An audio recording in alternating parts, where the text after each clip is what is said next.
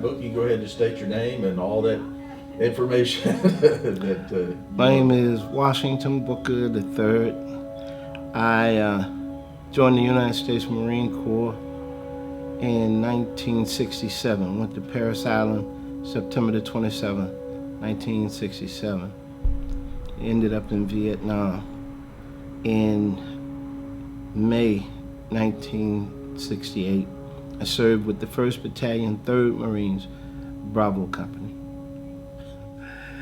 Oh, I was a grunt. I did everything. I was a rifleman. I was an M79 man. At one point, I was acting company gunner when the gunnery sergeant got hit. When you go to boot camp and you go to infantry training school, they constantly drill into you that your job is to close with and kill the enemy. But killing is not I don't know, they turn it into something and make it acceptable to you. You know, they run you till you almost fall out, and then you're saying kill, kill, kill. When you come out on the other end,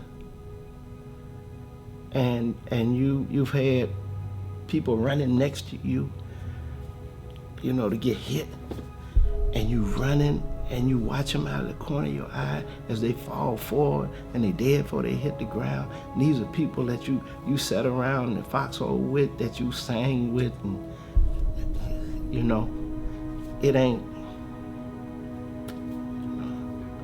there's nothing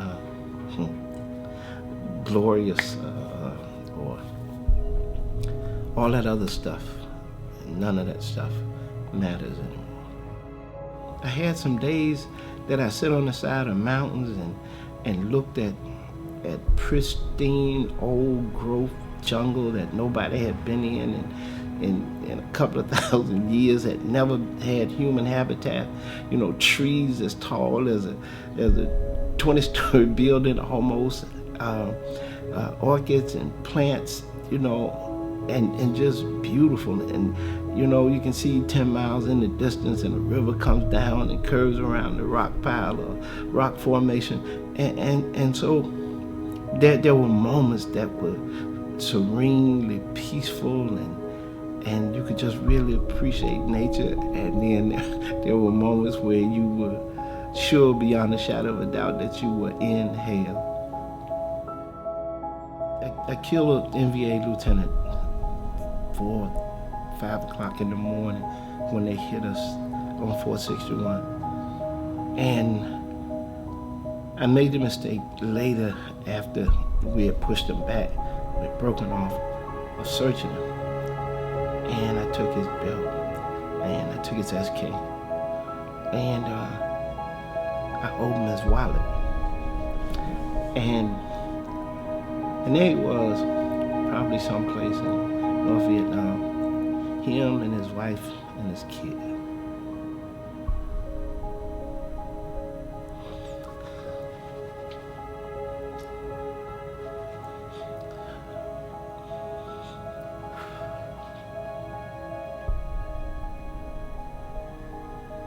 It's the wrong thing to do,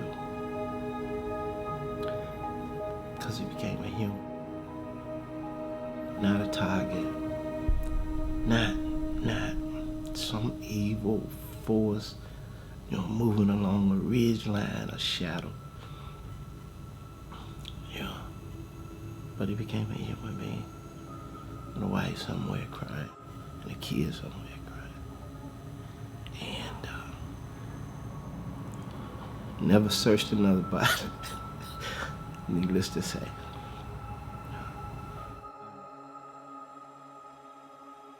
If you truly believe that every single human life is important, that the most important thing on earth to a human being is other human beings, and that the greatest thing on earth is our collective consciousness and mind, and if we could ever tap into that, if we could ever just realize that the only thing holding us back is us, if we could pursue peace like we pursue war, we would already be colonizing another planet. We would already be outside the solar system. We would already have cured cancer. We would already have, we'd be 1,000 years ahead of where we are now. If somebody who have been to Afghanistan or Iran or one of those covert wars came to me and said, I kill people, and now I'm struggling with it. Now, it's morally wrong, and I believe that, and that's what I was taught. But I'm still having problems with it. I guess the only thing I could say to him is that use it as a springboard. Forgive yourself, and I know that ain't easy. But try and do as much right and as much good as you can. You got to do something, all right? And I think if you had to concentrate on two things, I try to spread as much love and peace and joy in the world as I could. And I would ask God on a daily basis, if I have to, forgive me for my sins, until I finally got the answer back, until he finally said to me, and he will. He will.